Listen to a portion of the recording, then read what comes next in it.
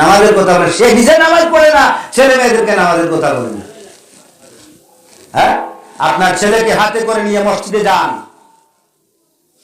আমরা তো অনেক আগেই সেজদা দিয়েছি আল্লাহকে, যখন আমরা জানতাম না, আল্লাহর মারিফত জানতাম না, আল্লাহর পরিচয় জানতাম না।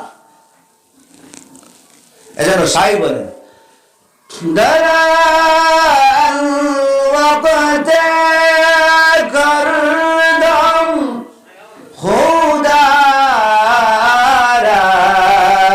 সুজুদ কে যাতো সিফাত খুদা হাম বলেন না সুবহানাল্লাহ। আমরা তো সেই সময় ছোটকালে বাবার হাত ধরে মসজিদে গিয়েছি। এখনো তো আমাদের অনেক ছেলেদেরকে মসজিদে নিয়ে যায়, তাই না? মা যায় নামাজ বিছায়া নামাজে দাঁড়িয়ে যায়, ছোট্ট মেয়েটাকে তার পাশে নিয়ে দাঁড়িয়ে গেছে। বলেন না সুবহানাল্লাহ। আমি মসজিদে গিয়েছি আমার বাবার সাথে, মসজিদের একসালায় দৌড়াদৌড়ি করে হঠাৎ করে আমার চোখ পড়ে গেল। আমার বাবা সেজদায় পড়ে গেছেন, আমার বাবা দাঁড়িয়ে হাত পেতেছেন, রুকুতে চলে গেছেন, আমি রুকুতে চলে গেছি। আমার বাবা রুকু থেকে সেজদায় পড়ে গেছেন, আমার বাবার দিকে তাকাইয়া আমি অমনে মনের অজান্তে আমি নিজে সেজদায় পড়ে গেছি। বলেন না সুবহানাল্লাহ।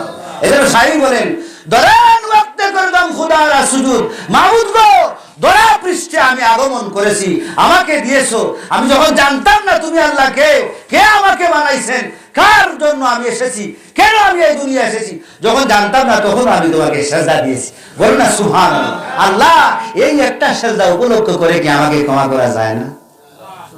আসতে বলুন সুবহানাল্লাহ। দরাল ওয়াক্তে করদম খুদারা সুজুদ কে যাতো সিফাত খুদা হাম নবুদ।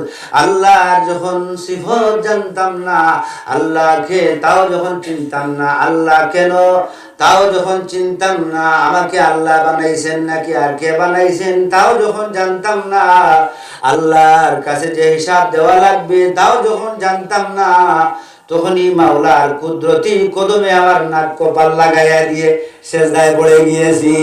বলেন সুবহানাল্লাহ।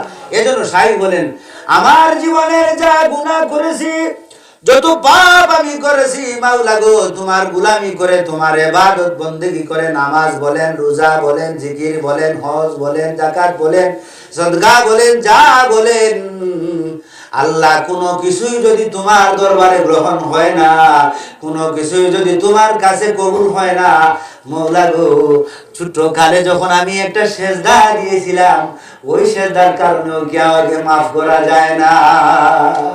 বলেন না সুবহানাল্লাহ।